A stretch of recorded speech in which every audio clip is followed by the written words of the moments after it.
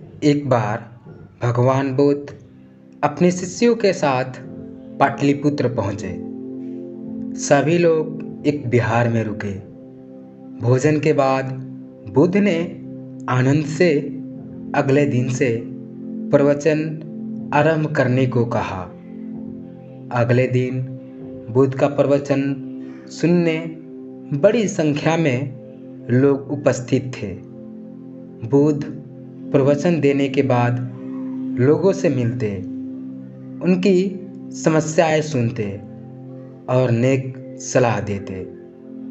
एक दिन प्रवचन के समय बुद्ध के शिष्य आनंद ने उनसे पूछा, भंते, आपके सामने हजारों लोग बैठे हैं, बताइए कि इनमें सबसे खुशी कौन है। बुद्ध ने एक विहंगम दृष्टि भीड़ पर डालते हुए कहा, वह देखो, सबसे पीछे एक दुबला पतला फटे वस्त्र पहने जो आदमी बैठा है, वह सर्वाधिक सुखी है। आनंद सहमत नहीं हुआ। वह बोला, यह कैसे संभव है? वह तो बहुत दयनीय जान पड़ता है।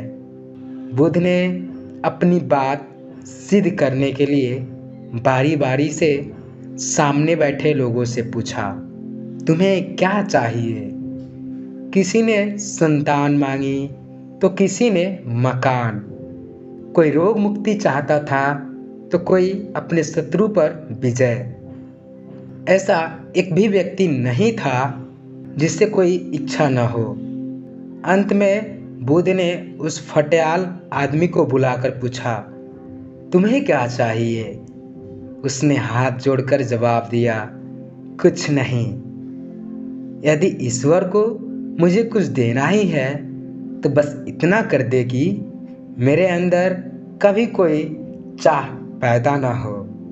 मैं ऐसे ही स्वयं को सबसे बड़ा सुखी मानता हूँ। उसकी बात सुनकर आनंद से बुद्ध ने कहा, आनंद, जहाँ चाह है वहाँ सुख नहीं हो सकता। आनंद ने बुद्ध की इस शिक्षा को सदा के लिए गांठ बांध लिया। इस कहानी से हमें यह सीखने को मिलता है कि लालसा से लोभ बढ़ता है, जो असंतोष का जनक होता है। यदि सही अर्थों में सुख पाना है तो किसी लालसा के बजाय उपलब्ध स्थितियों में संतुष्ट रहना चाहिए। ये तो अपनी कहानी के माध्यम से सीखा। चलिए हम ये सीखते हैं कि आजकल के आधुनिक जीवन में हम खुश कैसे रह सकते हैं। पहला, ध्यान रखें कि खुश रहना आपकी बुनियादी जिम्मेदारी है। किसी इंसान की पहली और सबसे महत्वपूर्ण जिम्मेदारी एक खुश मिजाज प्राणी होने की है। खुश रहना जीवन का चरम पहलू नहीं है, यह जीवन का बुनियादी पहलू है।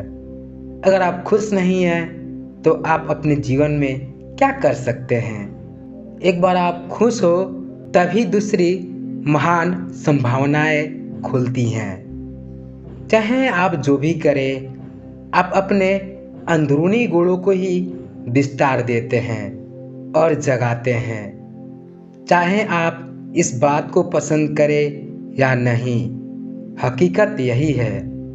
जब तक कि कोई महत्वपूर्ण चीज़ आपके भीतर घटित नहीं होती, आप दुनिया के लिए कुछ बहुत महत्वपूर्ण नहीं कर सकते। इसलिए अगर आप दुनिया के बारे में चिंतित हैं तो पहली चीज़ आपको यह करनी चाहिए कि तो खुद को एक खुश मिजाज प्राणी में रूपांतरित करें। दूसरा, पहचाने कि खुशी आपकी मूल प्रकृति है। इससे कोई फर्क नहीं पड़ता कि आप अपने जीवन में क्या कर रहे हैं, चाहे वह कारोबार हो, सत्ता, शिक्षा या सेवा। आप ऐसा इसलिए कर रहे हैं क्योंकि आपके भीतर कहीं गहराई में एक भावना है कि इससे आपको खुशी मिलेगी। इस धरती पर हम जो कुछ भी करते हैं वह खुश रहने की इच्छा से करते हैं। क्योंकि यह हमारी मूल प्रकृति है। जब आप बच्चे थे तो आप यूं ही खुश थे, वही आपकी प्रकृति है। खुशी का स्रोत आपके भीतर है। आप उसे हमेशा के लिए एक जीवंत अनुभव बना सकते हैं। तीसरा, मन या दिमाग को उसके असली रूप में देखें। जिसे आप मेरा मन कहते हैं वह असल में आपका नहीं है। आपका अपना कोई मन नहीं है। कृपया इस पर ध्यान दें। जिसे आप मेरा मन कहते हैं वह बस समाज का कूड़ेदान है। कोई भी और हर कोई जो आपके पास से गुजरता है वह आपके दिमाग में कुछ न कुछ डाल जाता है। आप वाकई में यह चुन नहीं सकते कि किससे आपको चीज़ें ग्रहण करनी है और किससे नहीं करनी। अगर आप कहते हैं मुझे यह व्यक्ति पसंद नहीं है, तो आप किसी और से ज़्यादा उस इंसान से ग्रहण करेंगे। आपके पास कोई चारा नहीं है। अगर आपको इस बात की जानकारी हो कि उसे ठीक करके कैसे इस्तेमाल करना है, तो यह कूड़ेदान उपयोगी हो सकता है। असर और जानकारी का यह ढेर जो आपने जमा किया है वह सिर्फ दुनिया में जीवित रहने के लिए उपयोगी है। आप कौन हैं इससे उसका कोई संबंध नहीं है। आशा है कि आपको इस वीडियो से बहुत कुछ सीखने को मिला होगा। अगर ऐसे ही नॉलेजेबल वीडियो देखना चाहते हैं तो इस चैनल को सब्सक्राइब कर लें। जय हिंद।